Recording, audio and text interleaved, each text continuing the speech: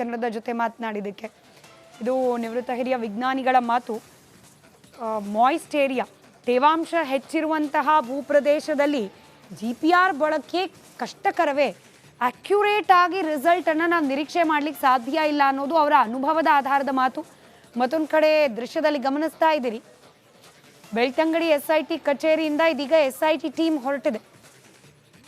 ಮತ್ತೊಮ್ಮೆ ಉತ್ಖನನದ ಜಾಗಕ್ಕೆ ತೆರಳುತ್ತಾ ಇದ್ದಾರೆ. ಇದ್ರ ಬಗ್ಗೆ ಇನ್ನಷ್ಟೇ ಖಾತ್ರಿ ಆಗೋದು ಬಾಕಿ ಇದೆ.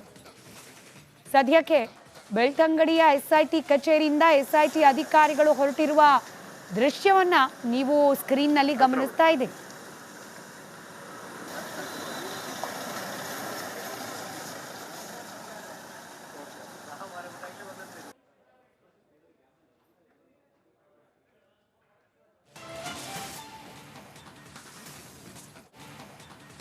ಹದಿಮೂರನೇ ಪಾಯಿಂಟ್ನಲ್ಲಿ ಉತ್ಖನನ ನಡೆಯೋದು ಇವತ್ತು ಬಹುತೇಕ ಡೌಟ್ ಅಂತ ಹೇಳಲಾಗ್ತಾ ಇದೆ.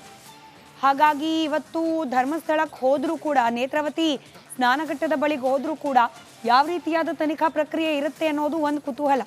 ಈ GPR ಸಿಸ್ಟಮ್ ಅಂತೂ ತಕ್ಷಣಕ್ಕೆ ಸಿಗೋ ಸಾಧ್ಯತೆಗಳು ಕಡಿಮೆನೆ. ಅದನ್ನು ಆರ್ಮಿಯಿಂದ ಇಲ್ಲದೆ ಹೋದರೆ ಪ್ರೈವೇಟ್ ಸೆಕ್ಟರ್ನಿಂದ ಅದನ್ನು ತರಬೇಕಾಗತ್ತೆ. ಉಜ್ರಿಯತ್ತ ಹೊರಟಿದೆಯಂತೆ SIT ತಂಡ. ಇನ್ನು ಉತ್ಖನನ ತಾಣ ಎಲ್ಲಿ ಇವತ್ತು ಉತ್ಖನನ ಮಾಡಬೇಕು ಅನ್ನೋದು ಅಂತಿಮ ಆಗಿಲ್ಲ. ಹೀಗಾಗಿ ನಿಗೂಢ ವ್ಯಕ್ತಿಯ ಜೊತೆಯಲ್ಲೇ ಅಧಿಕಾರಿಗಳು ಉಜಿರೆಯತ್ತ ಹೊರಟಿದ್ದಾರೆ ಅನ್ನೋ ಮಾಹಿತಿ ಇದೆ.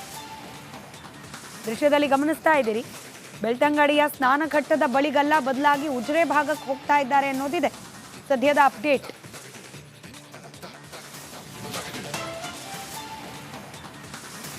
ಡೀಟೇಲ್ಸ್ ನಮ್ಮ ಪ್ರತಿನಿಧಿ ನಾಗೇಂದ್ರ ಬಾಬು ನೀಡ್ತಾ ಹೋಗ್ತಾರೆ. ಇನ್ಫ್ಯಾಕ್ಟ್ ನೀವೇನು ದೃಶ್ಯಗಳಲ್ಲಿ ಗಮನಿಸ್ತಾ ಇದ್ದೀರಿ, SIT ಅಧಿಕಾರಿಗಳ ವಾಹನ ತೆರಳ್ತಾ ಇರೋದ್ರ ಹಿಂಭಾಗದಲ್ಲೇನೆ ರಿಪಬ್ಲಿಕ್ ಕನ್ನಡದ ವಾಹನ ಕೂಡ, ಅದರಲ್ಲಿ ನಮ್ಮ ಪ್ರತಿನಿಧಿ ನಾಗೇಂದ್ರ ಬಾಬು ಇದ್ದಾರೆ. ಎಕ್ಸ್ಪ್ಲೈನ್ ಮಾಡ್ತಾ ಹೋಗ್ತಾರೆ ಸದ್ಯಕ್ಕೆ ಏನು ನಡೀತಿದೆ ಅಂತ ಹೇಳಿ. Over to you Nagendra Babu.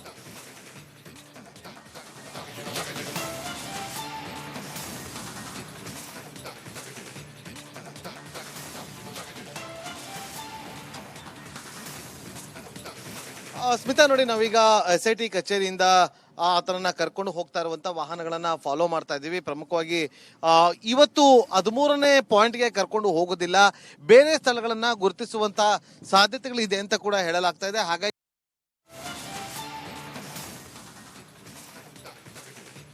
ಮಾಡ್ತಾ ಇದ್ರು ಅಂತ ಕೂಡ ಹೇಳಲಾಗ್ತಾ ಇದೆ. ಹಾಗಾಗಿ ಪ್ರಮುಖವಾಗಿ 13ನೇ ಪಾಯಿಂಟ್ಗೆ ಹೋಗ್ತಾರಾ ಅಥವಾ ಬೇರೆ ಯಾವ್ದಾದ್ರು ಪಾಯಿಂಟ್ ಹೋಗ್ತಾರ ಅನ್ನೋ ಕುತೂಹಲ ಇದೆ. ಯಾಕೆಂತಂದ್ರೆ ಇವತ್ತು ಬೆಳಗಿನಿಂದಲೂ ಕೂಡ ಮುಸುಕುದಾರಿ ವ್ಯಕ್ತಿ SIT ಅಧಿಕಾರಿಗಳ ಮುಂದೆ ನಾನು 13ನೇ ಪಾಯಿಂಟ್ ಅನ್ನ ಬಿಟ್ಟು ಇನ್ನೂ 3-4 ಹೊಸ ಪ್ಲೇಸ್ ಗಳನ್ನ ತೋರಿಸ್ತೀನಿ, ನೀವು ಅಲ್ಲಿಯೂ ಕೂಡ ಶೋಧ ಕಾರ್ಯಾಚರಣೆಯನ್ನ ಮಾಡಬೇಕು ಅಂತ ಹೇಳ್ತಾ ಇದ್ದ, ಮನವಿಯನ್ನ ಕೂಡ ಮಾಡ್ಕೊಳ್ತಾ ಇದ್ದ. ಹಾಗಾಗಿ ಆತನನ್ನ ಈಗ ಕರ್ಕೊಂಡು ಹೋಗ್ತಿದ್ದಾರೆ. ಯಾವ ಮಾರ್ಗದಲ್ಲಿ ಹೋಗ್ತಾರೆ ಅಂತಂದ್ರೆ ಈಗ ಬೆಳ್ತಂಗಡಿಯಿಂದ ಉಜಿರೆ ಮಾರ್ಗವಾಗಿ ಈಗ ತೆರಳ್ತಾ ಇರುವಂತ ದೃಶ್ಯವನ್ನ ಕೂಡ ನಾವಿಲ್ಲಿ ಗಮನಿಸ್ತಾ ಇದೀವಿ. ನೋಡಿದ್ದು ಬೆಳ್ತಂಗಡಿಯ ರಾಷ್ಟ್ರೀಯ ಹೆದ್ದಾರಿ ಅಂದ್ರೆ ಈ ಒಂದು ಹೈವೇ ಅಲ್ಲಿ ಆತನನ್ನ ಮುಂದೆ ಕರ್ಕೊಂಡು ಹೋಗ್ತಾರೆ. ಕನ್ನಡದ ಜೊತೆ ಮಾತನಾಡಿದಕ್ಕೆ ಇದು ನಿವೃತ್ತ ಹಿರಿಯ ವಿಜ್ಞಾನಿಗಳ ಮಾತು. ಮಾಯಿಸ್ಟ್ ಏರಿಯಾ ತೇವಾಂಶ ಹೆಚ್ಚಿರುವಂತಹ ಭೂಪ್ರದೇಶದಲ್ಲಿ GPR ಬಳಕೆ ಕಷ್ಟಕರವೇ, ಅಕ್ಯುರೇಟ್ ಆಗಿ ರಿಸಲ್ಟ್ ಅನ್ನು ನಾವು ನಿರೀಕ್ಷೆ ಮಾಡ್ಲಿಕ್ಕೆ ಸಾಧ್ಯ ಇಲ್ಲ ಅನ್ನೋದು ಅವರ ಅನುಭವದ ಆಧಾರದ ಮಾತು. ಮತ್ತೊಂದು ಕಡೆ ದೃಶ್ಯದಲ್ಲಿ ಗಮನಿಸ್ತಾ ಇದ್ದೀರಿ, ಬೆಳ್ತಂಗಡಿ SIT ಕಚೇರಿಯಿಂದ ಇದೀಗ SIT ಟೀಮ್ ಹೊರಟಿದೆ. ಮತ್ತೊಮ್ಮೆ ಉತ್ಖನನದ ಜಾಗಕ್ಕೆ ತೆರಳುತ್ತಾ ಇದ್ದಾರೆ. ಇದ್ರ ಬಗ್ಗೆ ಇನ್ನಷ್ಟೇ ಖಾತ್ರಿ ಆಗೋದು ಬಾಕಿ ಇದೆ.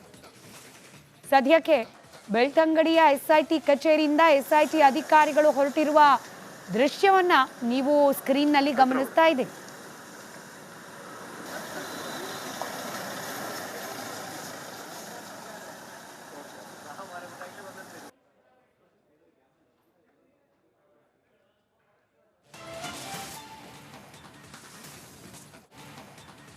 ಹದಿಮೂರನೇ ಪಾಯಿಂಟ್ನಲ್ಲಿ ಉತ್ಖನನ ನಡೆಯೋದು ಇವತ್ತು ಬಹುತೇಕ ಡೌಟ್ ಅಂತ ಹೇಳಲಾಗ್ತಾ ಇದೆ. ಹಾಗಾಗಿ ಇವತ್ತು ಧರ್ಮಸ್ಥಳಕ್ಕೆ ಹೋದರೂ ಕೂಡ, ನೇತ್ರಾವತಿ ಸ್ನಾನಘಟ್ಟದ ಬಳಿಗೆ ಹೋದರೂ ಕೂಡ ಯಾವ ರೀತಿಯಾದ ತನಿಖಾ ಪ್ರಕ್ರಿಯೆ ಇರುತ್ತೆ ಅನ್ನೋದು ಒಂದು ಕುತೂಹಲ. ಈ GPR ಸಿಸ್ಟಮ್ ಅಂತೂ ತಕ್ಷಣಕ್ಕೆ ಸಿಗೋ ಸಾಧ್ಯತೆಗಳು ಕಡಿಮೆನೆ. ಅದನ್ನು ಆರ್ಮಿಯಿಂದ ಇಲ್ಲದೆ ಹೋದರೆ ಪ್ರೈವೇಟ್ ಸೆಕ್ಟರ್ನಿಂದ ಅದನ್ನು ತರಬೇಕಾಗತ್ತೆ. ಉಜ್ರಿಯತ್ತ ಹೊರಟಿದೆಯಂತೆ SIT ತಂಡ.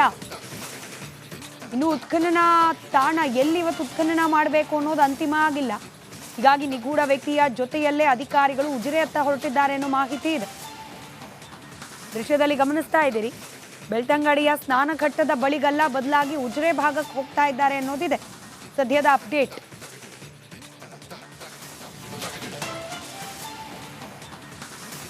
ಡೀಟೇಲ್ಸ್ ನಮ್ಮ ಪ್ರತಿನಿಧಿ ನಾಗೇಂದ್ರ ಬಾಬು ನೀಡ್ತಾ ಹೋಗ್ತಾರೆ. ಇನ್ಫ್ಯಾಕ್ಟ್ ನೀವೇನು ದೃಶ್ಯಗಳಲ್ಲಿ ಗಮನಿಸ್ತಾ ಇದ್ದೀರಿ, SIT ಅಧಿಕಾರಿಗಳ ವಾಹನ ತೆರಳ್ತಾ ಇರೋದ್ರ ಹಿಂಭಾಗದಲ್ಲೇನೆ ರಿಪಬ್ಲಿಕ್ ಕನ್ನಡದ ವಾಹನ ಕೂಡ, ಅದರಲ್ಲಿ ನಮ್ಮ ಪ್ರತಿನಿಧಿ ನಾಗೇಂದ್ರ ಬಾಬು ಇದ್ದಾರೆ. ಎಕ್ಸ್ಪ್ಲೈನ್ ಮಾಡ್ತಾ ಹೋಗ್ತಾರೆ ಸದ್ಯಕ್ಕೆ ಏನ್ ನಡೀತಿದೆ ಅಂತ ಹೇಳಿ.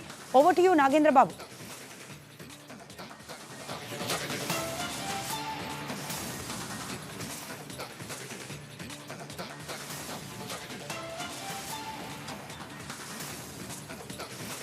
ಸ್ಮಿತಾ ನೋಡಿ, ನಾವೀಗ SIT ಕಚೇರಿಯಿಂದ ಆತನನ್ನ ಕರ್ಕೊಂಡು ಹೋಗ್ತಾ ಇರುವಂತ ವಾಹನಗಳನ್ನ ಫಾಲೋ ಮಾಡ್ತಾ ಇದ್ದೀವಿ. ಪ್ರಮುಖವಾಗಿ ಇವತ್ತು 13ನೇ ಪಾಯಿಂಟ್ಗೆ ಕರ್ಕೊಂಡು ಹೋಗೋದಿಲ್ಲ, ಬೇರೆ ಸ್ಥಳಗಳನ್ನ ಗುರುತಿಸುವಂತ ಸಾಧ್ಯತೆಗಳಿದೆ ಅಂತ ಕೂಡ ಹೇಳಲಾಗ್ತಾ ಇದೆ. ಹಾಗಾಗಿ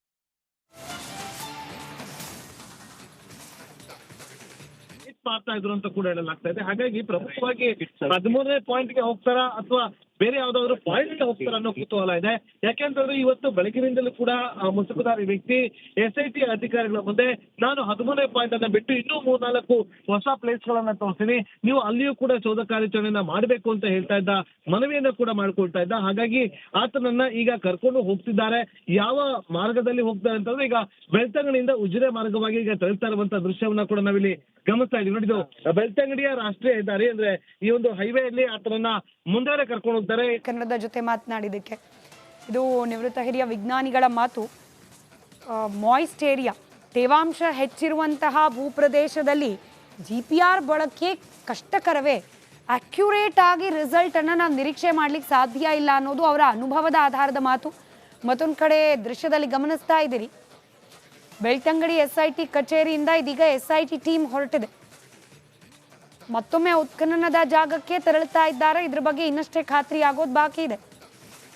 ಸದ್ಯಕ್ಕೆ ಬೆಳ್ತಂಗಡಿಯ SIT ಕಚೇರಿಯಿಂದ SIT ಅಧಿಕಾರಿಗಳು ಹೊರಟಿರುವ ದೃಶ್ಯವನ್ನ ನೀವು ಸ್ಕ್ರೀನ್ನಲ್ಲಿ ಗಮನಿಸ್ತಾ ಇದ್ದೀರಿ.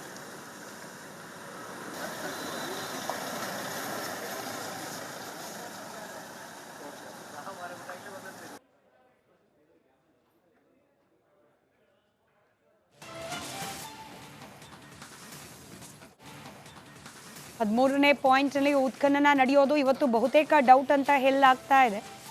ಹಾಗಾಗಿ ಇವತ್ತು ಧರ್ಮಸ್ಥಳಕ್ಕೆ ಹೋದ್ರೂ ಕೂಡ, ನೇತ್ರಾವತಿ ಸ್ನಾನಘಟ್ಟದ ಬಳಿಗೆ ಹೋದ್ರೂ ಕೂಡ ಯಾವ ರೀತಿಯಾದ ತನಿಖಾ ಪ್ರಕ್ರಿಯೆ ಇರುತ್ತೆ ಅನ್ನೋದು ಒಂದು ಕುತೂಹಲ. ಈ GPR ಸಿಸ್ಟಮ್ ಅಂತೂ ತಕ್ಷಣಕ್ಕೆ ಸಿಗೋ ಸಾಧ್ಯತೆಗಳು ಕಡಿಮೆನೆ. ಅದನ್ನ ಆರ್ಮಿಯಿಂದ ಇಲ್ಲದೆ ಹೋದ್ರೆ ಪ್ರೈವೇಟ್ ಸೆಕ್ಟರ್ನಿಂದ ಅದನ್ನು ತರಬೇಕಾಗತ್ತೆ. ಉಜಿರೆಯತ್ತ ಹೊರಟಿದೆಯಂತೆ SIT ತಂಡ. ಇನ್ನು ಉತ್ಖನನ ತಾಣ ಎಲ್ಲಿ ಇವತ್ತು ಉತ್ಖನನ ಮಾಡಬೇಕು ಅನ್ನೋದು ಅಂತಿಮ ಆಗಿಲ್ಲ. ಹೀಗಾಗಿ ನಿಗೂಢ ವ್ಯಕ್ತಿಯ ಜೊತೆಯಲ್ಲೇ ಅಧಿಕಾರಿಗಳು ಉಜಿರೆಯತ್ತ ಹೊರಟಿದ್ದಾರೆ ಅನ್ನೋ ಮಾಹಿತಿ ಇದೆ. ದೃಶ್ಯದಲ್ಲಿ ಗಮನಿಸ್ತಾ ಇದ್ದೀರಿ, ಬೆಳ್ತಂಗಡಿಯ ಸ್ನಾನಘಟ್ಟದ ಬಳಿಗಲ್ಲ, ಬದಲಾಗಿ ಉಜಿರೆ ಭಾಗಕ್ಕೆ ಹೋಗ್ತಾ ಇದ್ದಾರೆ ಅನ್ನೋದಿದೆ ಸದ್ಯದ ಅಪ್ಡೇಟ್.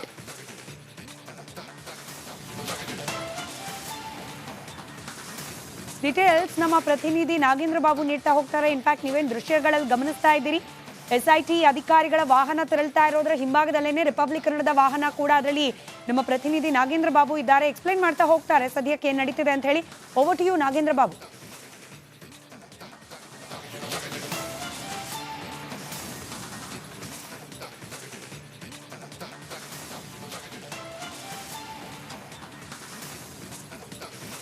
ಸ್ಮಿತಾ ನೋಡಿ, ನಾವೀಗ SIT ಕಚೇರಿಯಿಂದ ಆತನನ್ನ ಕರ್ಕೊಂಡು ಹೋಗ್ತಾ ಇರುವಂತ ವಾಹನಗಳನ್ನ ಫಾಲೋ ಮಾಡ್ತಾ ಇದ್ದೀವಿ. ಪ್ರಮುಖವಾಗಿ ಇವತ್ತು 13ನೇ ಪಾಯಿಂಟ್ಗೆ ಕರ್ಕೊಂಡು ಹೋಗೋದಿಲ್ಲ, ಬೇರೆ ಸ್ಥಳಗಳನ್ನ ಗುರುತಿಸುವಂತ ಸಾಧ್ಯತೆಗಳಿದೆ ಅಂತ ಕೂಡ ಹೇಳಲಾಗ್ತಾ ಇದೆ. ಹಾಗಾಗಿ